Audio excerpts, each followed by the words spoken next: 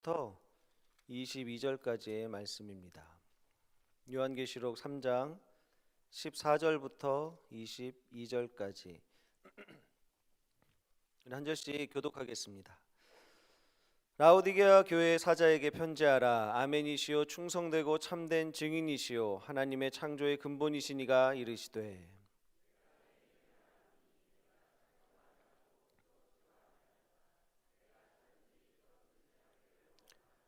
내가 이같이 미지근하여 뜨겁지도 아니하고 차지도 아니하니 내 입에서 너를 토하여 버리리라.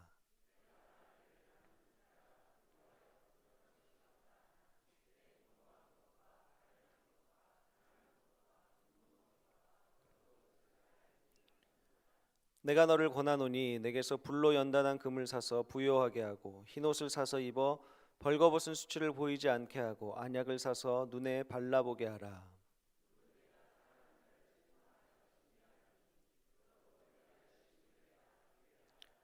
볼지어다 내가 문 밖에 서서 두드리노니 누구든지 내 음성을 듣고 문을 열면 내가 그에게로 들어가 그와 더불어 먹고 그는 나와 더불어 먹으리라.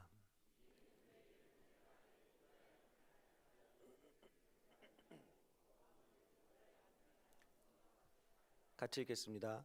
귀 있는 자는 성령이 교회들에게 하시는 말씀을 들을지어다. 아멘.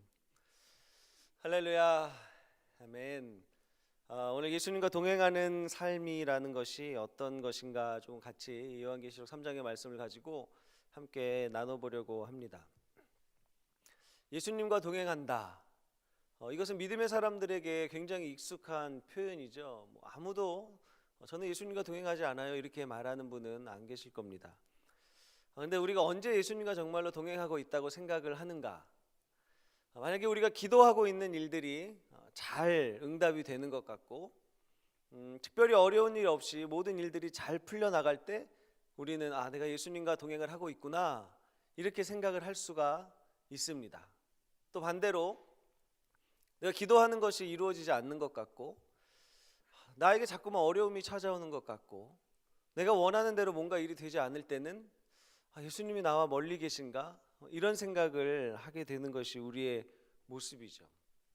근데 정말로 예수님과 동행하는 삶이란 어떤 것일까? 예수님께서는 우리에게 뭐라고 말씀을 하실까?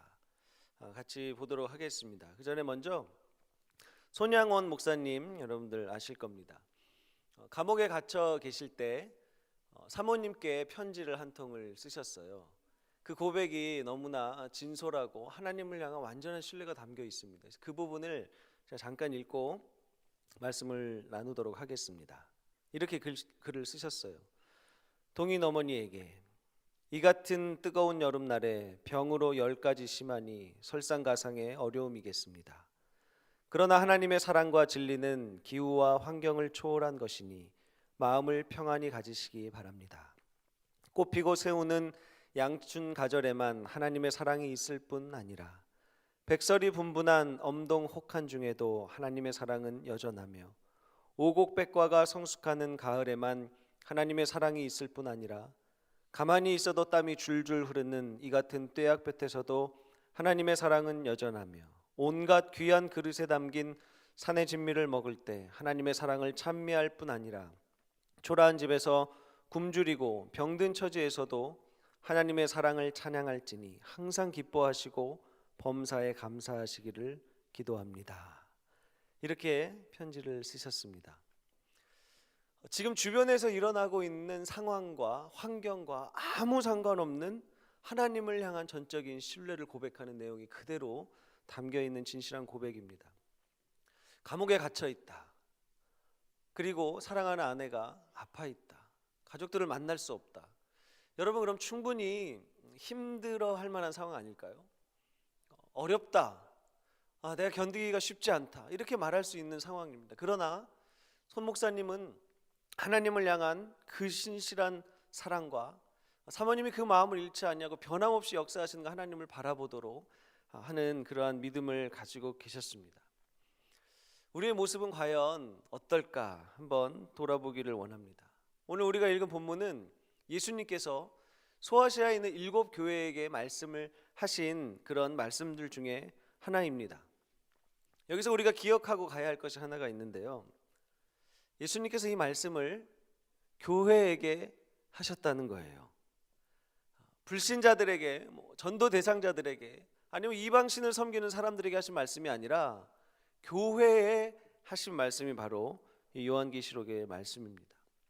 이 말씀을 통해서 하나님의 백성들을 돌이키고 책망도 하시고 격려도 하시면서 끊임없이 붙들고 계신 그 주님의 사랑을 다시 한번 확인시켜 주시는 본문이 바로 이 본문이죠. 그래서 오늘 그 가운데 라오디게아 교회에 하신 말씀을 함께 읽었습니다. 그래서 이것을 통해서 정말 예수님과 동행하는 삶이 무엇일까? 그리고 이것이 우리 안에 어떻게 회복되어져야 할까? 이 부분에 대해서 같이 나누도록 하겠습니다. 동행한다는 것에 대해서 먼저 조금 한번 생각을 해봐야 할 것입니다. 구약 성경에 미가서 6장 8절에 보면 이렇게 기록이 되어 있습니다. 사람아, 주께서 선한 것이 무엇임을 내게 보이셨나니 여호와께서 내게 구하시는 것은 오직 정의를 행하며 인자를 사랑하며 겸손하게 내 하나님과 함께 행하는 것이 아니냐. 아멘. 이렇게 말씀을 하셨죠. 하나님께서 정말로 원하시는 것이 무엇인가? 정의를 행하는 것, 하나님의 의를 선포하고 행하는 것, 인자를 사랑하는 것, 친절한 것, 인자함을 간구하는 것, 그리고 무엇보다도 겸손하게 하나님과 함께 행하는 것. 여기 행한다라는 것은 실제 원래 단어의 뜻은 걸어간다라는 뜻입니다. 무슨 행동을 하거나 행위를 한다, 그 행한다라는 것이 아니라 걸어간다, 한자어로 번역을 해서 행한다 이렇게 번역이 됐는데요. 단어의 의미가 걸어간다라는 뜻입니다. 하나님께서 원하시는 것이 겸손하게 하나님과 함께 걸어가는 것이다. 하나님과 동행하는 것이다. 이 마음이 너무나 분명하게 기록이 되어 있죠. 그리고 갈라디아서 3장 27절에 사도 바울이 또 이렇게 말씀을 합니다. 누구든지 그리스도와 합하기 위하여 세례를 받은 자는 그리스도로 옷 입었느니라. 그리스도로 옷 입었다. 예수님과 하나 되고 그것이 그리스도로 옷 입었다라는 것으로 표현이 되고 있습니다. 그리스도로 옷 입었다는 것은 결국에는 예수님과 친밀하게 동행한다라는 의미예요. 너무나 가깝게, 마치 우리가 옷을 입고 있는 것처럼 우리 신체의 일부와 항상 거의 빼놓지 않고 함께 다니는 것이 바로 이 옷입니다. 그만큼 가깝게 있는 거죠. 그리고 우리 몸의 부끄러운 부분을 가리는 것도 옷입니다. 그리스도로 옷을 입었다라는 것은 우리의 부끄러운 죄악을 가리시고 우리를 씻으신 그 예수 그리스도와 너무나도 가깝고 친근하게 동행한다, 새롭게 된다, 이런 뜻을 가지고 있는 것이죠. 그래서 우리가 예수님과 동행한다는 것은 너무나 중요한 일이고 반드시 필요한 일이고 우리 믿음의 사람들에게 이것을 빼놓고는 말할 수 없는 내용이기도 합니다. 우리가 그러면 우리 삶 속에 이 모습들이 어떻게 이루어지고 있는가 한번 보도록 하겠습니다. 한 가지 예를 들 건데요. 제가 영국에서 잠깐 살 수 있는 기회가 있었어요. 사는 동안 결혼식에 한번 초대를 받았습니다. 문화가 조금 달라서 결혼도 좀 다르게 하더라고요. 그래서 갔는데 제가 살고 있는 곳에서 기차로 몇 시간 이렇게 떨어져 있는 곳이었어요. 그래서 기차를 타고 한참 가서 이제 낮에 결혼 예식을 하고 오후에 잠깐 쉽니다. 그리고 저녁 때 다시 모여서 또 파티를 열어요. 그래서 하루 종일을 그렇게 결혼식을 했어요. 특별히 결혼식 그 저녁 시간에는 초대한 사람 이름을 테이블 위에다가 이렇게 올려놓고 그 가족들이 앉아서 같이 대화도 하고 음악도 듣고 교제하고 축하하고 이런 시간을 갖습니다. 그러니까 늦게 끝나가지고 다시 이제 집으로 돌아가기가 좀 애매했죠. 그래서 저희 가족들이 거기서 결혼을 했던 교회의 한 영국 성도님 가정에서 하룻밤을 묵었습니다. 집이 굉장히 크고 좋았어요. 그 중에 한 방을 저희에게 내주셨던 거죠. 그래서 이제 짐을 풀고 잠을 자는데 그 집 주인이 이렇게 말을 하는 겁니다. 우리도 그렇게 말을 하죠. 그냥 내 집이다 생각하고 편하게 있으세요 이렇게 말씀을 하시는 거예요. 물론 한국말로 하지는 않으셨습니다. 편하게 있으세요 이렇게 말을 했어요. 근데 여러분 알잖아요. 남의 집에서 자는데 말씀은 감사하지만 내 집처럼 편하게 있을 수가 없죠. 여러 가지로 그렇습니다. 정말 편하게 있다 할지라도 내 집 같이는 마음대로 못하는 거예요. 그리고 그렇게 말씀한 분도 마찬가지일 겁니다. 만약에 내 집처럼 편하게 있으세요 했는데 그 말을 들은 제가 정말로 제 집처럼 편하게 있었다면 그분이 굉장히 당황하셨을 거예요. 이렇게 무리할 수가 있나? 이렇게 했죠. 정말로 제 집처럼 한다면요. 초대를 한 사람도 응한 사람도 어느 정도 거리를 두고 있습니다. 가족들이 거실에 이렇게 쫙 앉아 있어요. 제가 가가지고 이제 딱 나갔죠. 옷 갈아입고 나가가지고 봤으니까 이제 인사를 해야겠죠. 하이, 그리고 인사를 딱 하고 그 다음에는 뭐 딱히 할 게 없어요. 그래서 바이, 그리고 다시 방으로 이렇게 돌아와야 되는 굉장히 어색한 이런 모습이 연출이 됩니다. 우리가 예수님을 대하는 태도가 여기에 빗대어서 설명을 할 수 있을 것 같아요. 우리가 예수님을 맞이하는 태도가, 우리가 예수님을 대하는 태도가 이렇지 않을까? 예수님을 믿는다는 것은 성령님이 우리 안에 거하시는 것이죠. 그리고 예수님과 함께하고 우리도 예수님 안에 거하는 겁니다. 예수님께서 완전히 우리의 주인이 되셔서 우리의 모든 것을 다 다스리시고 통치하시고 이끌어 가시는 거예요. 이것이 예수님을 믿는 것입니다. 그런데 우리는 예수님 제 안에 와 주세요. 예수님 저희 주인이 돼 주세요. 주님 제 삶에 완전히 임해 주세요 라고 말해놓고 예수님이 정말로 우리 안에서 완전히 우리의 생각도, 우리의 물질도, 우리의 시간도, 우리의 자녀도, 우리의 모든 것을 다 예수님의 뜻대로 그렇게 인도해 가신다면 우리는 당황할 가능성이 조금 있습니다. 감사해야 하는데 그렇게 말을 해놓고도 실제로 예수님이 완전한 그 뜻대로 이끌어 가시는 것에 대해서 온전히 내어드리지 못하는 모습이 우리 안에 있다는 거예요. 모은 재산을 다 가난한 자들 위해서 나눠줘라, 그렇게 말씀하시면 어떡해요? 여기에 대한 불안함도 우리 안에 있습니다. 우리 자식들을 정말로 하나님께서 마음껏 쓰시도록 그냥 다 내어 맡기라고 하신다면 여기에 대해서도 일단은 숨고르기가 필요한 거예요. 우리 이웃집에 굉장히 신앙이 좋은 가정 안에 자녀가 하나님께 남은 생애를 다 드렸다라는 이야기를 들었을 때 우리는 박수를 칩니다. 그래, 그 집 엄마 아빠도 믿음이 참 좋으시더니 자녀들도 참 잘 자랐다. 뭐 그럴 줄 알았다. 근데 우리 아이가 엄마 아빠 저 남은 생애를 이제 하나님께 다 드리기로 했어요, 이렇게 말을 하면 당황하게 되죠. 네가 왜? 이게 우리의 모습입니다. 예수님께서 오늘 라오디게아 교회에 말씀하시는 거예요. 너희의 모습이 지금 이렇다. 교회예요. 라오디게아 교회의 모습이 지금 앞에 말씀드렸다 이런 모습을 가지고 있는 겁니다. 그래서 예수님께서 말씀을 하시죠. 회개해라, 나에게로 다시 돌이켜라, 그리고 나와 동행하자. 이것이 우리에게 오늘 주시는 말씀입니다. 왜 이 말씀을 하시는가? 우리가 라오디게아 교회가 온전히 예수님과 동행하고 있지 못하기 때문에 이 말씀을 주신 겁니다.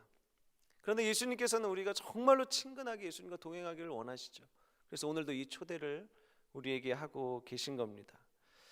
이따가 다시 한번 말씀드리겠지만 결론과 같은 말씀이 3장 20절 말씀입니다.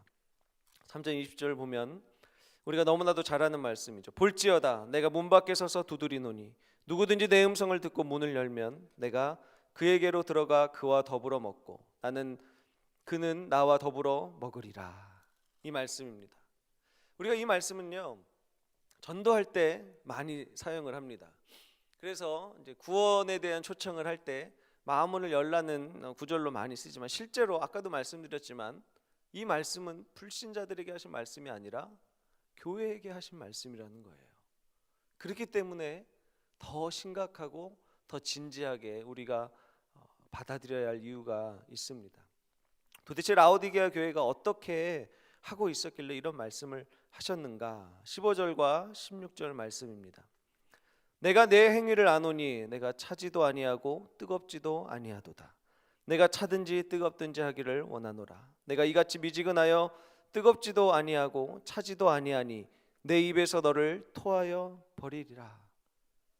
지금 라오디게아 교회의 모습을 정확하게 예수님께서 말씀을 하신 겁니다. 너희가 지금 미지근하다, 차든지 뜨겁든지 둘 중에 하나를 해야 된다라는 것이죠. 지역적인 특성을 조금 이해할 필요가 있습니다. 이 라오디게아 지역은 늘 물이 부족한 지역이었어요. 그리고 눈병이, 피부병이나 이런 것들이 유행을 했던 그런 지역이었습니다. 그리고 이 라오디게아 주변에 양 옆에 두 지역이 있었어요. 남동쪽으로는 골로새가 있었습니다. 골로새 지역은 엄청나게 차가운 물이 나는 지역이었어요. 그래서 이 골로새 지역에서 나는 이 찬물을 사람들이 식수로 활용을 했습니다. 탈진한 사람에게 그 사람을 깨우고 일으키는 굉장히 중요한 역할을 했던 물이 바로 골로새 지역에서 나는 차가운 물이었고요. 또 북서쪽으로는 히에라볼리 지역이 있는데 이 지역은 온천 지역이었어요. 그래서 여기에서 나온 그 뜨거운 물로 사람들이 피부병을 고쳤고, 실제로 눈병에 걸린 사람들, 피부병에 걸린 사람들이 이곳에 와서 치료를 했습니다.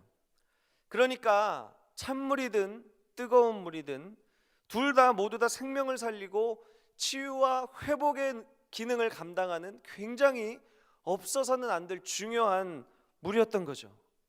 그런데 이 물이 중간에 배수로를 타고 오면서 미지근해지면 그 안에 있던 석회 성분이 슬슬 기질을 드러내기 시작을 한대요. 그래서 냄새부터 아주 역하게 되고 어디 아무 데다도 쓸데없는 그런 물로 되는 거죠. 사람들이 냄새를 맡거나 마실 수가 없는 거예요. 그만큼 정말로 토해내 버리겠다 이런 표현이 나올 만큼 그렇게 될 수밖에 없었던 겁니다. 예수님과 동행하지 못하는 미지근한 모습이 바로 이런 모습, 토해낼 수밖에 없는 이런 모습이라는 것을 말씀을 하시는 거예요. 모이기는 모이는데 정말로 감격스럽게 영과 진리로 예배 드리지 못하고 힘도 있어요. 환경도 갖추어져 있는데 주변에 생명력 있는 영향력을 주지 못하고, 신앙을 머리로는 아는데 이 교리로는 잘 아는데 정말로 우리 삶 속에 깊이 새겨진 그런 삶의 능력으로는 살아내지 못하는 이런 모습들, 바로 미지근한 모습인 겁니다. 17절에 예수님께서 계속 말씀을 하시죠. 내가 말하기를 나는 부자라 부요하여 부족한 것이 없다 하나 내 곤고한 것과 가련한 것과 가난한 것과 눈먼 것과 벌거벗은 것을 알지 못하는도다. 이 모습입니다. 잘하고 있다고 착각하지 말아라. 갖출 만큼 갖추었다고 생각을 했는데 그게 아니라는 겁니다. 뭔가 구색을 맞춰서 하긴 하는데 그렇지 않다는 거예요. 풍요함 속에 있기는 하지만 실제로 예수님이 보실 때는 가짜인 겁니다. 위험한 상황인 거예요. 우리도 돌아봐야 할 이유가 있습니다. 왜냐하면 우리 문화가 거칠의 문화가 있는 문화이기 때문에 그래요. 속의 내실보다는 겉모양에 더 치중을 하는 모습이 우리 안에 없지 않습니다. 그렇기 때문에 우리도 조금 더 깊이 생각을 해봐야 하는 거예요. 이 모습은 위험한 것이다. 겉이 아무리 잘 꾸며져 있어도, 부유하고 그럴듯하게 꾸며져 있어도 예수님이 보시기에는 그렇지 않다라는 거예요. 왜냐하면 예수님은 실체를 아세요. 실제를 아세요. 그 중심의 마음의 태도가, 동기가 무언가를 알고 계세요. 그렇기 때문에 숨길 수가 없는 겁니다. 구약 성경에서도 하나님께서 사무엘에게 말씀하셨던 내용이 있죠. 사람들은 외모를 보지만 나 여호와는 중심을 본다. 이게 하나님의 시선입니다. 요한계시록의 앞부분에도 우리가 읽지는 않았지만 두아디라 교회에 말씀을 하실 때도 모든 교회가 나는 사람의 뜻과 마음을 살피는 자인 줄 알리라 이렇게 말씀을 하세요. 두 군데만 봤지만 성경에 많이 기록이 되어 있잖아요. 하나님은, 예수님 우리 속을 아세요. 우리 실체를 아신다고요. 우리가 아무리 그럴듯하게 꾸미고 가식적으로 모습을 갖추어도 예수님 거기에 흔들리지 않으시잖아요. 우리의 태도를 아시는 거예요. 우리 중심을 아시는 겁니다. 그래서 예수님은 그 교회를 향해서 말씀을 하신 거죠. 서문화 교회를 향해서는요, 환난을 당했던 교회예요. 고난을 많이 당했던 교회예요. 누가 봐도 너무나 연약하고 아파했던 교회예요. 그런데 그 교회를 향해서 예수님은 실상은 내가 부요한 자다 이렇게 말씀을 하세요. 진짜 모습이 어떤지 예수님이 아시는 거예요.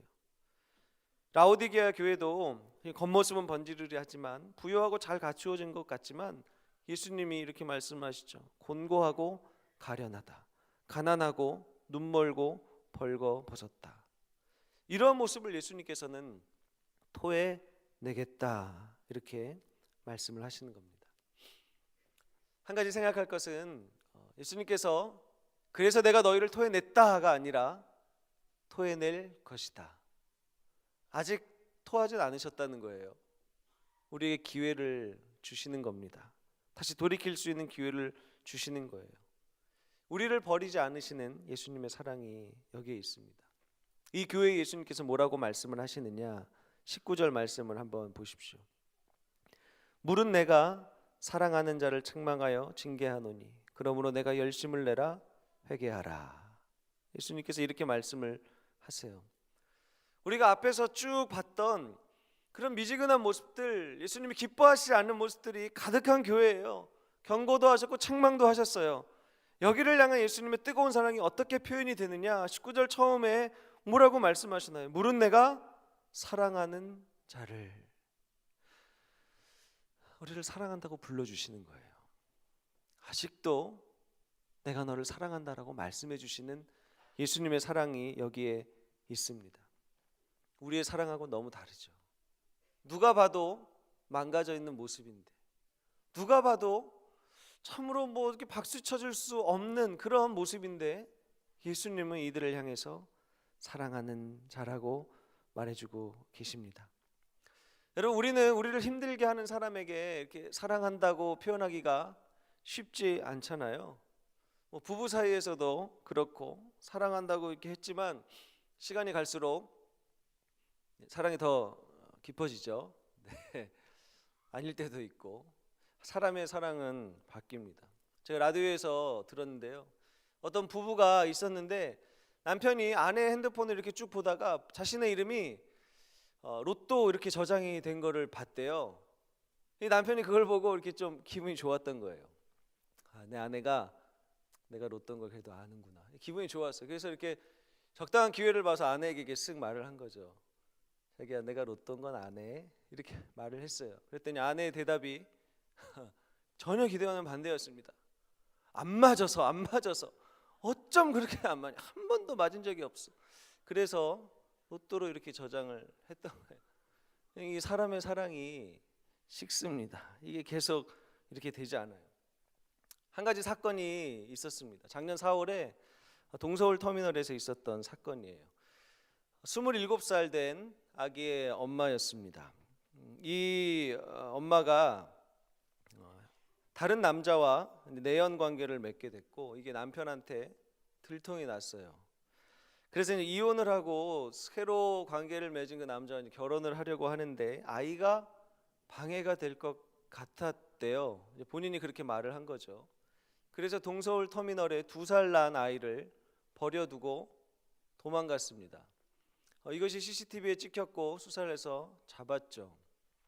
이런 사건이 있었어요. 이 한 가지 사건이 우리 시대를 다 말해줄 수 있는 것 같아요.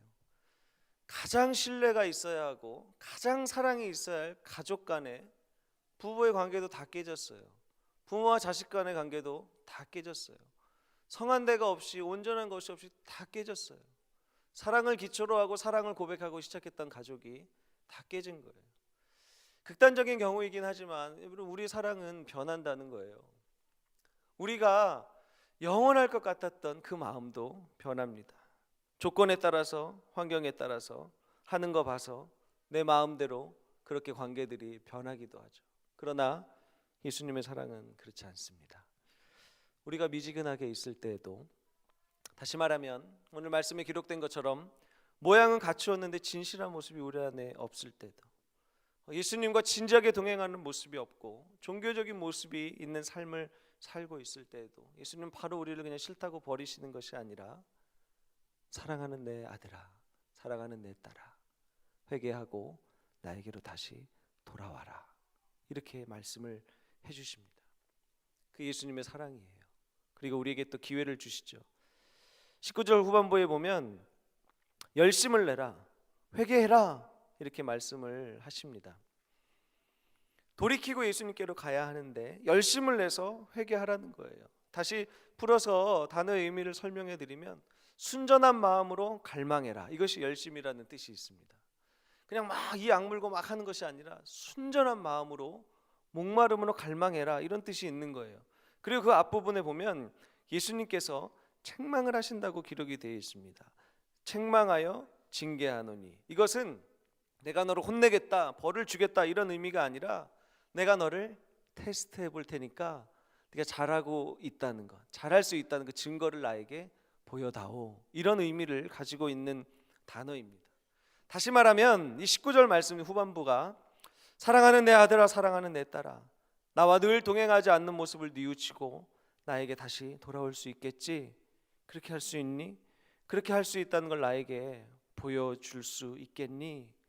진심으로 나에게 돌아와서 나와 동행하기를 갈망해라. 이렇게 말씀하시는 의미입니다. 그리고 나서 그 표현을 더 구체적으로 20절에 이렇게 말씀을 하신 거예요. 볼지어다 내가 문 밖에 서서 두드리노니 누구든지 내 음성을 듣고 문을 열면 내가 그에게로 들어가 그와 더불어 먹고 그는 나와 더불어 먹으리라. 이 말씀을 주신 겁니다. 이 말씀은요, 예수님을 믿는 것이 우리 학에 달려있다는 게 아니에요. 우리가 마음을 열면 예수님이 들어오시고 마음을 닫으면 예수님이 안 들어오시고 뭐 그런다는 의미는 아닙니다. 우리가 마음을 닫아도 예수님 오시면 그냥 오시는 거예요. 우리가 하나님 없다고 말해도 하나님께서 알려주시려면 그냥 하나님 와서 알려주시는 분이 하나님이십니다. 사울에게도 그랬고 저에게도 제가 젊었을 때 하나님 믿는 것이 무슨 의미가 있을까? 이렇게 열심히 하는 것이 무슨 의미가 있을까라고 했을 때 정말로 방종하고 오만하게 살고 있을 때 하나님께서 그냥 찾아와 주셨어요. 제가 마음을 열고 막 간절히 하나님을 찾지도 않았습니다. 하나님께서는 그런 분이세요. 그렇기 때문에 이 말씀을 이해한다는 것은 선택적으로 믿는 우리의 모습을 말씀하고 계신 겁니다. 어떤 때는 예수님을 찾는 것 같고 또 어떤 때는 아닌 것 같고 필요할 때만 이렇게 예수님을 찾는 모습이 우리 안에 있잖아요. 그 모습을 말씀을 하시는 거예요. 늘 예수님과 동행하는 것이 아니라 아쉬울 때 문 열고 예수님 거기 계시죠? 좀 도와주세요. 이렇게 예수님을 찾는 것. 평소에 예수님을 말하지만 특별한 일이 있을 때 더욱 특별하게 예수님을 찾는 이런 모습들. 늘 신실하게 주님과 동행하는 것이 아니라 내가 뭔가 필요가 있을 때 급한 일이 있을 때 더 예수님을 그때만 집중력으로 찾는 이런 모습들을 통틀어서 의미하는 것이라고 이해할 수도 있습니다. 처음에 말씀드렸던 내 집에서 내 집까지 편하게 있으세요라는 그것과 같이 예수님께서 정말로 내 안에서 마치 주임처럼 막 계실까봐 긴장하는 모습이 우리 안에 혹시 있는지 없는지 오늘 밤에 돌아봐야 합니다. 정말로 내가 예수님과 동행하는 것에 관심이 있는가? 예수님과 친근하게 함께 걸어가는 것에 내가 정말로 마음을 쏟고 있는가? 이 질문이 우리 안에 있어야 하는 것이죠. 예수님이 나와 너무나 가까이 계시면 나한테 정말 헌신하라 그러시면 어떡하지? 헌신해서 막 저기로 가라, 딴 나라로 가라 이러시면 어떡하지? 내가 지금 이렇게 잘 갖추고 모아놨는데 이걸 또 다 이렇게 쓰라고 하시면 어떡하지? 자녀들을 내 계획이 아니라 하나님의 계획대로 그냥 다 그렇게 잘하게 하시면 어떡하지? 이런 걱정이 우리 안에 있습니다. 예수님과의 친밀한 동행이 없으면, 예수님과의 정말 가까운 관계가 없으면 이런 모든 것이 부담으로 찾아올 수 있어요. 마치 겉모습은 라오디게 교회처럼 겉모습은 잘 갖추어져 있지만 실제 속마음은 그렇지 않은 신앙의 모습이 우리 안에 있을 수 있다는 겁니다.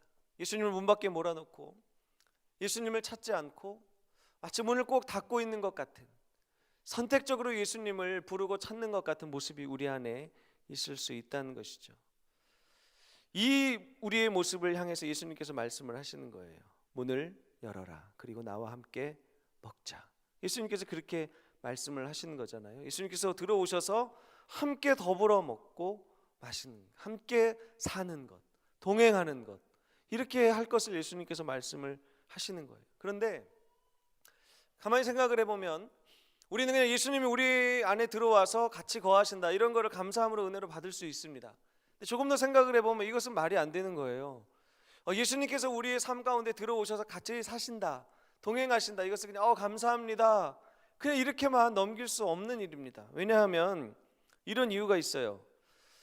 제가 좀 더러운 얘기를 좀 해야 될 것 같습니다. 그리고 식사를 맛있게 하셨을 텐데 조금 이제 많이 이렇게 언어 사용을 자제를 해서 하기는 할 건데요. 정확하게 말하면 더러운 얘기고 이게 좀 더러운 얘기를 해야 됩니다. 제가 군 생활을 할 때 해안부대에서 이제 경계를 했어요. 그래서 바닷가에 있다가 또 내륙에 들어왔다 이러면 이제 교대 근무를 했습니다.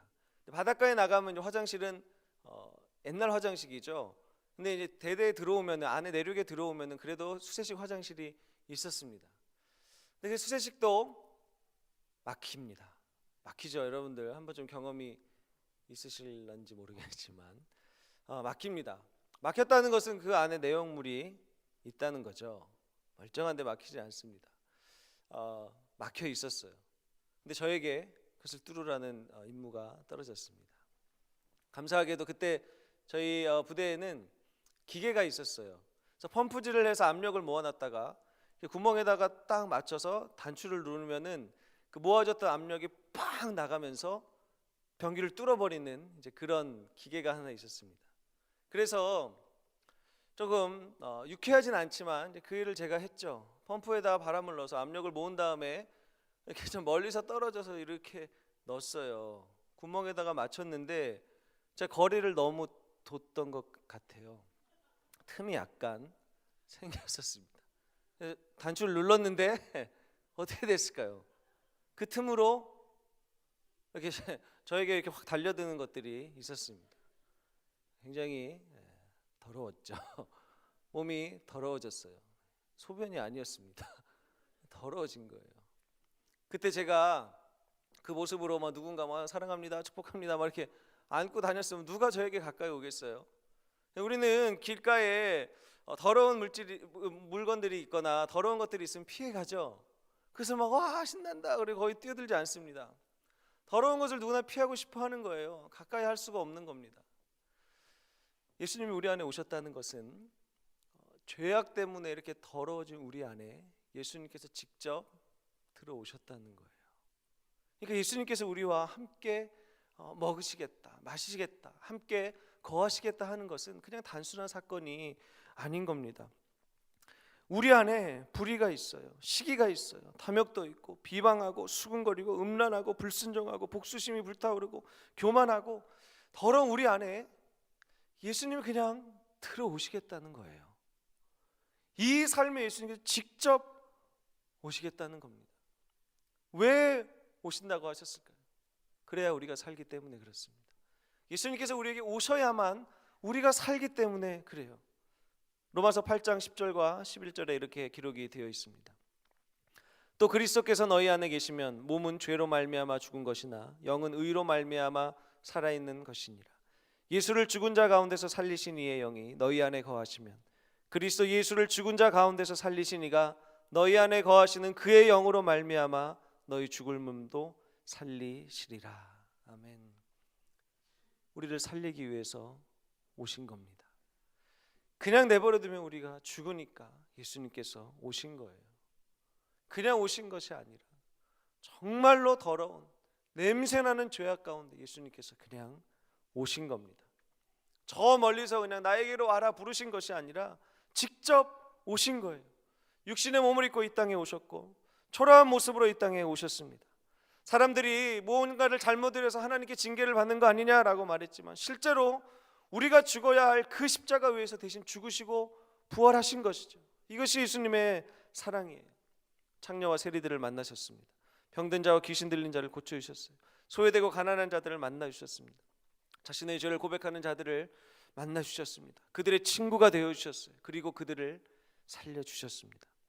섬김을 받으러 오신 것이 아니라 섬기러 오셨고 죽임을 당하신 것이 아니라 스스로 목숨을 버리셨습니다. 우리를 위해서 이 일을 하신 겁니다. 이것이 바로 우리를 살리는 예수님의 사랑입니다. 그리고 그 예수님께서 오늘 예수님과 늘 동행하자고 그런 삶을 살자고 우리를 다시 한번 부르고 계신 것입니다.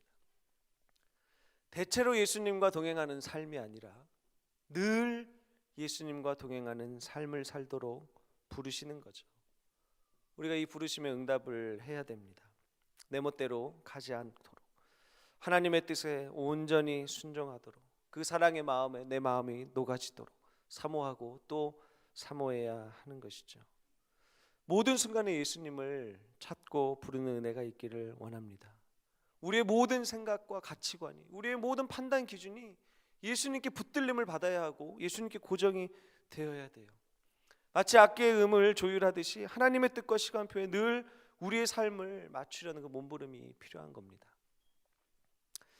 한 여인의 기도문을 제가 읽도록 하겠습니다. 예수님과 늘 동행하기를 몸부림치며 사는 한 분의 기도예요. 한 교회 집사님이시기도 하고 우리가 잘 알고 있는 2014년 4월 16일에 있었던 세월호 사고로 사랑하는 아들을 잃은 엄마이고 집사님이신 이분이 얼마나 예수님과 동행하기를 몸부림치고 있는가. 고난주간에 이분이 읽으셨던 기도문입니다. 한번 읽어보겠습니다. 창조주이시며 전능자라고 불리우는 당신께 기도드리는 거 쉽지 않습니다. 3년 전 우리 아이들의 살려달라는 마지막 기도를 외면했었으니까요. 당신에게 등 돌리고 살고 싶었습니다. 그런데 어디를 가든 당신이 계시더군요. 더 이상 울 힘조차 없어 그저 멍하니 앉아 바다만 바라보던 팽목항에도, 차가운 시멘트 바닥에서 하늘을 보며 잠을 청해야 했던 국회에도, 내리쬐는 땡볕을 피할 그늘 하나 찾기 어려웠던 광화문에도, 하수구 냄새에 시달려야 했던 청운동 사무소에도, 침몰 지점이 바로 눈앞에 보이는 동거차도에도, 그리고 병든 몸을 이끌고 세월호가 누워있는 목포 신항에도 당신은 계셨습니다. 고난주간이며 우리 죄를 대신해서 당신의 아들을 내어주신 그 사랑에 감격하기 위해 십자가의 고난이 얼마나 고통스러웠을지를 묵상하고 죄 짓지 않으리라 다짐하며 그 고통에 가 닿으려고 노력했었지만 우리 아이들이 없어진 이후엔 그런 노력하지 않습니다. 매일매일이 고난주간이니까요. 2000년 전 오늘 낮 12시부터 오후 3시까지 3시간 동안 어둠이 덮치고 성소 휘장이 위에서부터 아래로 찢어지고 땅이 진동하고 바위가 터졌다는 기록은 아들을 잃은 아버지의 아픔을 느끼게 해줍니다. 같은 아픔을 나눌 수 있는 분이 하나님 당신이셔서 다시 당신께로 향합니다. 십자가에 달리셨으면서도 자신을 못 박은 사람들이 몰라서 저지른 일이라며 저들을 용서해달라고 기도하시는 예수님 모습을 담기란 불가능해 보이지만 그렇게 기도하신 예수님을 잊지 않고 기억하고 있습니다. 중간에 일부분만 발췌를 했습니다. 다 말로 다 표현할 수 없는 고통과 갈등의 상황이죠. 이 상황에서 예수님을 놓치지 않으려고 예수님을 부르고 또 부르려는 한 여인의 몸부림이 담겨져 있습니다. 우리의 삶을 돌아봅니다. 여러분, 우리는 하나님의 임재 안에 머물러 있기보다는 그냥 막 달려가는 데 익숙해요. 우리 사회가 그렇습니다. 하나님의 뜻이 이루어지기를 원한다고 이렇게 말은 하지만 실제로 내가 원하는 것이 이루어지기를 기대하고 그것을 위해서 구하는 데 더 익숙한 것이 우리의 모습입니다. 매 순간순간 예수님을 찾고 부르기보다는 특별한 때, 특별한 일 때문에 예수님을 찾는 경우가 더 많은 것이 우리의 모습이에요. 이것이 미지근한 모습이라고 할 수가 있습니다. 예수님과 온전히 동행하고 있지 못하는 모습이죠. 오늘 이런 우리에게 예수님께서 또 들려주시는 거예요. 사랑의 음성입니다. 볼지어다 내가 문 밖에 서서 두드리노니 누구든지 내 음성을 듣고 문을 열면 내가 그에게로 들어가 그와 더불어 먹고 그는 나와 더불어 먹으리라. 아멘. 오늘 마음의 다짐을 했으면 좋겠습니다. 정말로 예수님과 늘 동행한다는 이 결단과 고백이 있기를 원합니다. 정말로 예수님이 우리의 주인이시니까 정말로 주인답게 나의 모든 것을 다스려 주십시오. 나의 생각 하나도, 나의 언어 하나도, 손짓 하나도 예수님께서 다스려 주시기를 원합니다. 그리고 그 주님과 동행하기를 원합니다. 오늘 이 고백이 있기를 원합니다. 여러분, 예수님과 동행함이 없으면요, 우리 신앙생활 자체가 너무 힘든 거예요. 예수님과 친밀함이 없으면 예배 시간에 앉아있는 거 1시간조차 견딜 수 없는 겁니다. 기도하고 봉사하고 찬양하고 이것이 우리 영으로 드릴 수 없는 거예요. 예수님과의 관계가 깨어지면, 예수님과의 친근함을 잃어버리고 예수님과 매 순간순간 동행하지 않는다면 우리가 하는 이 모든 모습이 어쩌면 힘을 오히려 빼는 의미 없는 일이 될 수도 있는 겁니다. 마치 라오디게아 교회의 모습처럼 무언가는 하고 있는 것 같지만 메마른 모습일 수가 있는 겁니다. 예수님의 사랑을 기억을 하십시오. 우리를 초대하시는 겁니다. 그래서 오늘 이 말씀을 기억을 하면서 그 사랑이 내 안에 있으니 주님, 제가 주님과 동행하기를 원합니다. 한 걸음 한 걸음 이번 주 한 주간 동안 살아갈 때, 그리고 나의 남은 생에 주님께 드리며 갈 때 주님과 매 순간 동행하겠습니다.